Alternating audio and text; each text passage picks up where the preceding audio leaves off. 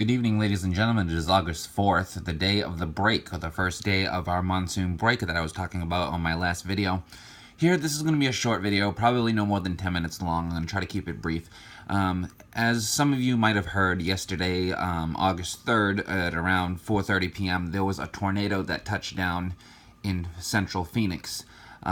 It was a small tornado, strong F0 to weak F1 stature as far as its strength.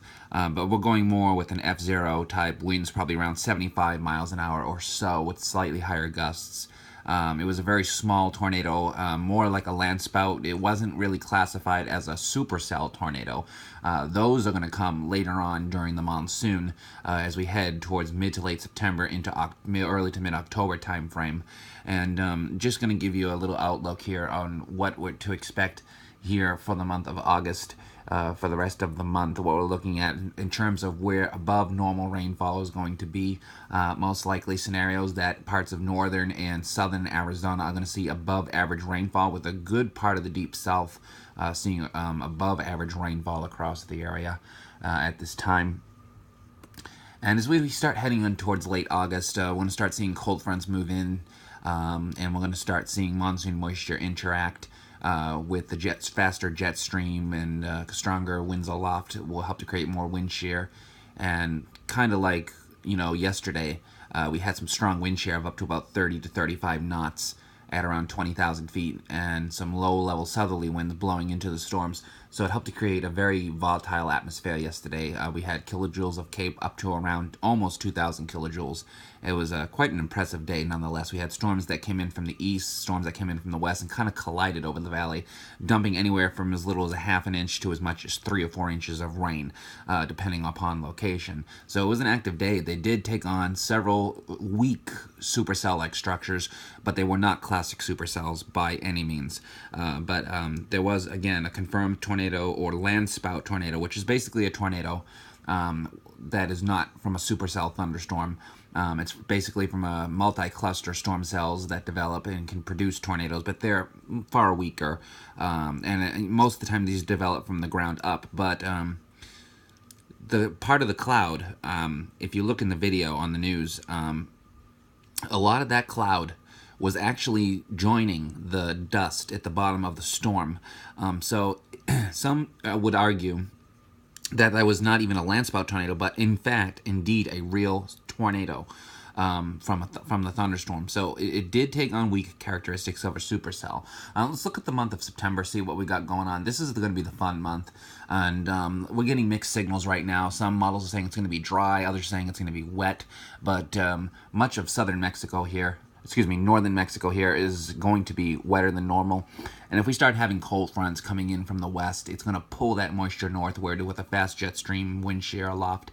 It's going to help create a volatile atmosphere. Sometime during the month of September, maybe a couple of times, we'll see some severe weather outbreaks with possible tornado development and large hail being a threat. So we've had 4 confirmed reports of tornadoes so far this monsoon season in the state of Arizona. One around Eloy Marana. That was an F0 to weak F1 status. Some say that was a landspout tornado. 2 others were saying that was an actual tornado. So it just really depends. But the classification for a supercell tornado is for the storm cloud to come from the cloud to the ground, not the ground to the cloud. And usually they're not attached with one another if it's a landspout. Landspouts are considered a tornado. They're just not a supercell tornado. So are we going to see any supercell tornadoes this monsoon season? Well, the possibility is there. So far, our tornadoes this summer have been rather isolated, and they have produced winds probably under 100 miles an hour, and they've been more landspout-based tornadoes than actual supercell tornadoes. But either way, they are considered a tornado, just a weaker version of one. But they can still do pretty considerable damage. They can take siding off of trees. It can rip off your roof. It can even toss a car and put it upside down. So I mean, there are things. I guess this one in Central Phoenix knocked down a bunch of trees, ripped off some shingles. So we do get tornadoes here in the desert. They're just small. We don't typically get big ones. The only exception where we had real supercell tornadoes was back October 5th and 6th, 2010. We had a perfect setup that came up into Arizona here and really brought a warm southerly flow into Arizona and caused several tornadoes to touch down from Cottonwood northward into Utah. I guess 1 or 2 confirmed in Utah, most of them in Belmont, Arizona, which is about 20 miles west of Flagstaff or so. But are we going to see more tornadoes? Yes, we are going to see more, especially as we head in towards September. We'll start seeing supercell characteristics of thunderstorms that might produce stronger tornadoes across the area. Now, the likelihood of actually seeing a tornado in the valley like we did the other day is rather low, but we could still definitely see a couple of tornadoes, especially as we head toward mid to late September and into October. October right now looking rather interesting. We could be looking at some moisture that's going to be lingering in Mexico here. And this model brings it mostly up into the plains. Definitely some tornadic activity into the central plains here, if this were to verify. I do believe the moisture will be a little bit further westward over Arizona and even parts of Southern California. And a lot of this could be tropical influence mixing in with cold fronts, which could set the stage if we have enough strong wind shear with the cold fronts that come in and we have enough moisture out ahead of them. With dew points in the 50s and 60s and highs in the upper 80s, low to mid 90s, we might be able to develop enough instability to get some tornadoes, especially in the northern part of the state and north central part of the state, from pretty much Cottonwood, Arizona, up in through, Flagstaff, Belmont, these areas again. Hail is going to become a threat as we head into September. We could even see some of that as early as late August across the area. So right now we're on monsoon break. The monsoon break is going to last at least another 12 to 14 days, and it's normal to see at least one significant break of a long stretch with little or no storm activity. That is not unheard of. It's actually very normal to have at least one of those, sometimes 2 of them. I guess the most we've ever had during a monsoon is about 3 breaks of that magnitude, but that's unusual to see 3. Usually it's 1 to 2, and averaging at least 1 major break during the monsoon season. So, will the monsoon come back?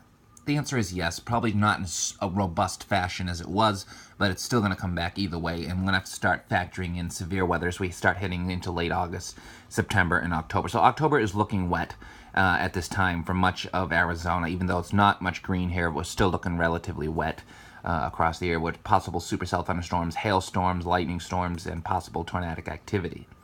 As we head into November, same deal.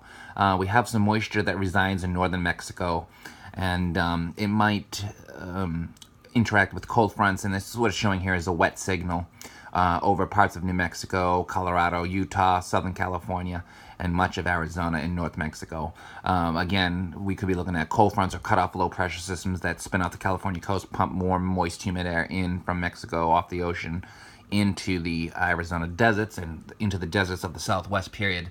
And is it an extended monsoon? No, monsoon technically ends September 30th, but we could see monsoon moisture linger into November. It will not surprise me at all if that does occur. So we'll be keeping you guys posted on this, but the potential is there for severe weather and supercell thunderstorms even as we head into November. It will not surprise me if we get that at all.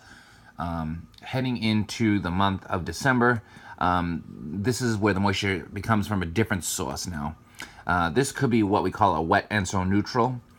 Temporarily. It's not going to stay like this all winter. Probably December and January will be the wettest months. February, March, April look to be drier than normal across the area. Some say that this is still monsoon moisture. It's not. You can see the moisture is coming in from the Pacific Ocean through cold fronts, but even during the winter, we occasionally can get some severe weather, but tornadoes are a less occurrence because we don't have that warm, moist, humid air ahead of the cold fronts anymore like we would in October or early November, because temperatures are still in the 90s at that time, upper 80s to low mid 90s at times. So a warmer than average October and November, and that could be spawning the severe thunderstorms over the southwestern United States. But again, if this model were to verify, good rains for parts of central northern California and a wet signal across Arizona, across much of the interior west and parts of the Great Plains as well into parts of New England, with drier conditions in the Carolinas into Florida and dry conditions in central northern Mexico into far southern Texas. Okay, so we're going to keep you guys posted. This is the video I got for now. I'll have another one updated for you. So yes, ladies and gentlemen, we are going to see more tornadoes this year, especially as we head into late August and into September, October, and possibly even early November across the year. So conditions are really going to become hazardous and dangerous as we head into the latter stages of the monsoon. Second half of the monsoon, just so everyone is aware, arrives August 15th through the end of September 30th time period, okay? But again, extended monsoon season with its moisture is a possibility even into the month of early November, okay? So we'll keep you guys posted, and we will talk to you all later. Please leave questions or comments down below. No hate comments, please. You are entitled to your opinion. I've had a lot of dislikes on my videos. That's okay. It doesn't bother me. The thing is we do have an North American monsoon. I'm not going to debate that anymore. That is already scientifically proven. Do some research on it. Feel free to do some research on it. And I will continue to post videos as much as I can with my busy schedule. We'll keep you guys posted. This is Storm Spotter for the National Weather Service, Timothy Breault, signing off. Talk to you all later on.